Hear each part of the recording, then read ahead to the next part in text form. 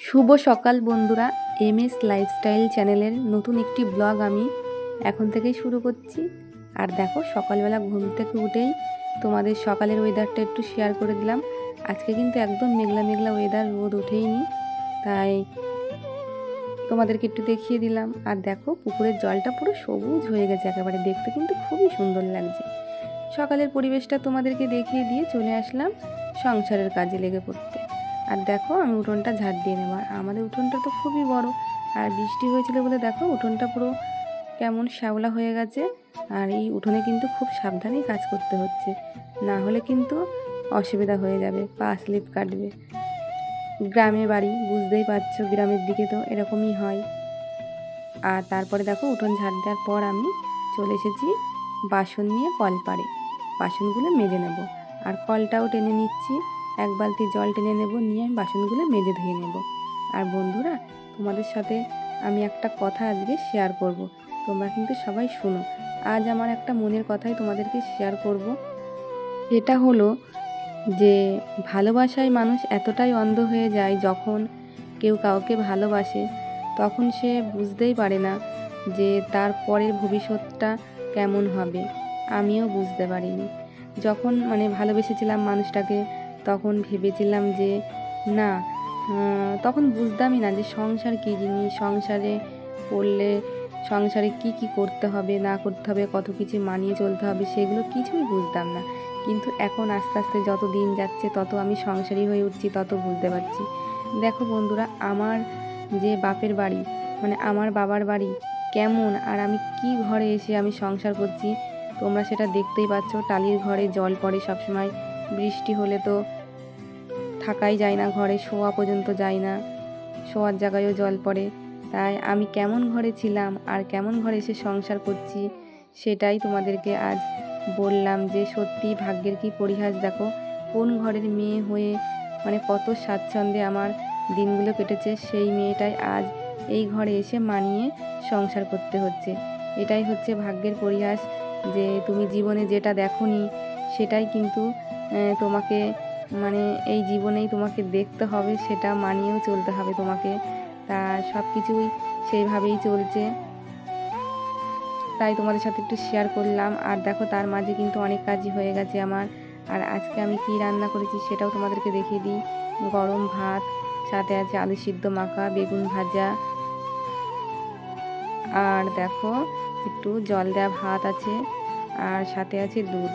দেখো বন্ধুরা, আজকে সারা দিনটা কিন্তু আমাকে এটা খেয়েই কাটাতে হবে, কারণ যেহেতু গরিবের সংসারে বিয়ে করেছি, সব কিছু মানিয়ে নিয়ে তো আমাকেই চলতে হবে না।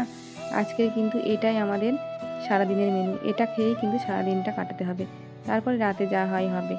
আর কী বলো তো বন্ধুরা, যতই অভাব কষ্ট থাক না কেন, ভালোবাসার মানুষটা যদি সঠিক হয় না, যে তোমাকে ভালোবাসবে মন থেকে, তোমাকে বুঝবে, সেটুখানি যথেষ্ট। এতে ঘর বাড়ি না থাকলেও হ্যাঁ, মনটা হয়তো একটু খারাপ লাগে মাঝে মাঝে, যে আমাদেরও যদি একটা ভালো ঘর থাকতো। আমার বাবার বাড়ি যেরকম সুখ স্বাচ্ছন্দ্যে ভরা, সব জিনিস হাতের কাছে, কি নেবে না নেবে সেটা যদি আমার শ্বশুরবাড়িতেও হতো, আমার খুব ভালো লাগতো। কিন্তু কি আর করব, সবাই তো আর সব কিছু পায় না। আমি যেমন আমার হাজব্যান্ডকে খুব ভালো একজন হাজব্যান্ড পেয়েছি, হাজব্যান্ড আমাকে খুব ভালোবাসে, প্রচণ্ড বোঝে, খুবই ভালোবাসে। সেই জন্য আমি ঘরটা অত ভালো পাইনি, কিন্তু তবুও যেটুখানি আছে না কেন আমার ঘর, সেটুখানি আমি সুন্দর করে রাখার চেষ্টা করি। এক এক সময় কিন্তু খুবই খারাপ লাগে, যে যখন আমি আমার বাবার বাড়িতে যাই, তখন আমার সেই আগের দিনগুলোর কথা খুবই মনে পড়ে যায়, যে আগে আমি কি করতাম না এখানে, এতই ভালোভাবে থাকতাম, যে যেটা চাইছি সেটাই পেয়ে যাচ্ছি, যেটা খেতে চাইছি সেটাই পাচ্ছি, যেটা পড়তে চাইছি সেটাই পাচ্ছি। কিন্তু এখানে তো সেটা হচ্ছে না। এখানে হচ্ছে না কেন, হচ্ছে খুব বুঝে শুনে সেটা আমাকে চাইতে হচ্ছে, সেটা নিতে হচ্ছে, কারণ একটা মানুষের ওপর সংসার, তার কাছে তো সব কিছু চাইলেই তো সাথে সাথে পাওয়া যাবে না, তাকে একটু টাইম দিতে হবে না। সংসারে শুধু তো খাওয়া দাওয়ার খরচ না, সংসারে তো আরও প্রচুর খরচ থাকে। আমার ছেলে দেখো, স্কুল স্কুলের যাওয়ার যেটা খরচা আছে, পড়াশোনার দিক দিয়ে, প্রাইভেটের দিক দিয়ে, আঁকার দিক দিয়ে, বিভিন্ন রকমের জিনিস লাগছে তার। এদিকেও বাড়িতে কারেন্ট বিল দিতে হচ্ছে, তারপরে আরও প্রচুর সংসারের এটা কেনা ওটা কেনা, যখন তখন জামা কাপড় কেনা, এটা কেনা, মানে প্রচুর প্রচুর ধরনের যে খরচ যেগুলো সেগুলো তো লেগে আছে। একা মানুষের ওপর চাপ দিলে তো সে তো পারবে না, না, তাকেও তো একটু মানে এর হাত থেকে তো রেহাই দিতে হবে না। সেই জন্য যেই জিনিসটাই চাই না কেন সেটাই আমাকে বুঝে শুনে চাইতে হয়। হ্যাঁ, সেটা পাই, বাপের বাড়িতে হয়তো চাইলে সাথে সাথেই পেয়ে যেতাম, কিন্তু শ্বশুর বাড়িতে এখন সাথে সাথে তো চাইলে পাই না, হয় 2টো দিন ওয়েট করতে হয় কি 1 সপ্তাহ ওয়েট করতে হয়, তারপরে সেই দিনটা আমি মানে সেই জিনিসটা আমি পাই। আর দেখো বন্ধুরা, তোমাদের সাথে অনেক কিছু শেয়ার করে ফেললাম, তা খুবই ভালো লাগলো, কারণ তোমরা আমার যেহেতু একটা বন্ধু, সেদিন সব কিছু শেয়ার করে ফেললাম। আর দেখো সকালে সমস্ত কাজ আমার হয়ে গেছে, আর আমার ছেলেকে স্নান করিয়ে রেডি করিয়ে দিয়েছি, স্কুলেও দিয়ে আসবো। আর ও আর আমি একসাথেই খাওয়া দাওয়া করে নিলাম, তারপরে ছেলেকে স্কুলে দিয়ে বাড়ি এসে আমি স্নান করে নিয়েছি, কারণ সব কাজ তো হয়ে গেছে, আমার তার কোনো কাজ নেই। সেই জন্য স্নান করে নিয়েছি, নিয়ে চুলটা ভালো করে আঁচড়ে নিয়ে সিঁদুর পরে নেব, টিপ পরে নেব, তারপরে আমি পুজোটাও দিয়ে নেব, কারণ পুজোটাও দিতে হবে। আর পুজো দেওয়ার পর তারপরে আমি দুপুরের খাওয়া দাওয়াটাও করে নেব, মানে কিছুক্ষণ বসে থেকে তারপর দুপুরের খাওয়া দাওয়াটাও করে নেব।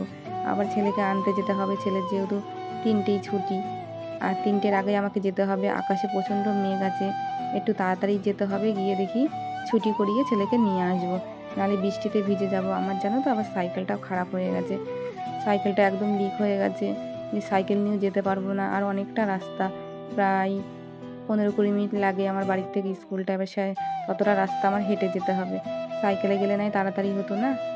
তারপরে দেখো বন্ধুরা, আমি যে পুজোটাও দিয়ে নিয়েছি, তোমাদের সাথে একটু দেখিয়ে দিলাম আমার ঠাকুরকে ঠিক কেমন লাগছে। দেখো, আর এদিকে অনেক ফুল আমি পেয়েছি, জানো তো, অনেক ফুল দিয়ে আমি ঠাকুরকে সুন্দর করে মন ভরে পুজো দিয়েছি।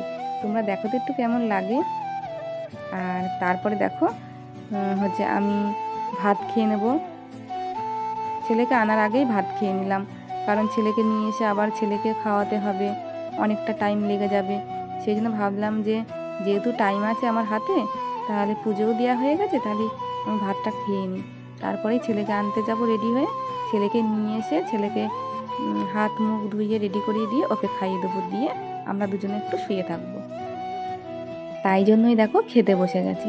আর আজকে তো বললাম বন্ধুরা, একদমই সিম্পল খাওয়া দাওয়া। সকালে জল দেওয়া ভাতটা ছেলে আর আমি বেগুন ভাজা দিয়ে খেয়ে নিয়েছি, আর একটুখানি আলু মাখা ছিল, সেই আলু মাখাটা দিয়েই আমি দুপুরের ভাতটা খাচ্ছি। আর ছেলেকে দুধ দিয়ে ভাত খাইয়ে দেবো দুপুরে, এটাই হচ্ছে মেনু। আর তোমাদের দাদাভাইকে একটা ডিম ভেজে দিয়েছিলাম, একটু বেগুন ভাজা, একটু আলু সিদ্ধ দিয়ে, ওটা দিয়েই ওকে টিফিন দিয়ে দিয়েছি। সকালে বেশি কিছু রাঁধতে পারিনি, বুঝেছো বন্ধুরা, কারণ শরীরটা খুব একটা ভালো না, সেই জন্য। আর তারপরে দেখো, তারপরে তো ছেলেকে বাড়ি নিয়ে এসে খাইয়ে দাইয়ে তো ঘুম পাড়িয়ে দিয়েছি। বিকালবেলা ঘুম থেকে উঠে হাত মুখ ধুয়ে সন্ধ্যা দিয়ে নিয়ে তারপরে ছেলেকে নিয়ে একটু পড়াতে বসেছি, ওকে একটু পড়িয়ে নিই, না যেহেতু ওর পড়া আছে, প্রাইভেট আছে সকালে, সেই জন্য। তা বন্ধুরা, আজকের ব্লগটি কিন্তু এই পর্যন্তই, দেখা হবে আরও একটি নতুন ব্লগের সঙ্গে। তোমরা সবাই সুস্থ থেকো, ভালো থেকো, তোমাদের সবাইকে জানাই গুড নাইট।